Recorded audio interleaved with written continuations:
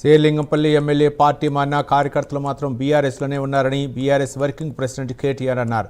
బీఆర్ఎస్లో చేరిన పలువురికి పార్టీ కండువా కప్పి ఆహ్వానించిన కేటీఆర్ తెలంగాణకు కాంగ్రెస్ బీజేపీ చేసింది ఏమీ లేదని విమర్శించారు. గ్రేటర్ హైదరాబాద్లో ఎగిరేది గులాబీ జెండానని ధీమా వ్యక్తం చేశారు కేటీఆర్. రెండు పార్టీలు కూడా చేసిందేమీ లేదు.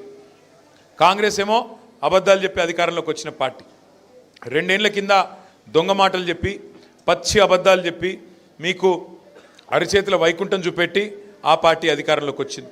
ఇక ఇంకో దిక్కు పూజకు పనికిరాని పువ్వు ఆ బీజేపీ పార్టీ, ఆడు తెలంగాణకు చేసింది 12 ఏళ్ళ 12 పైసల పని కూడా చేయలే.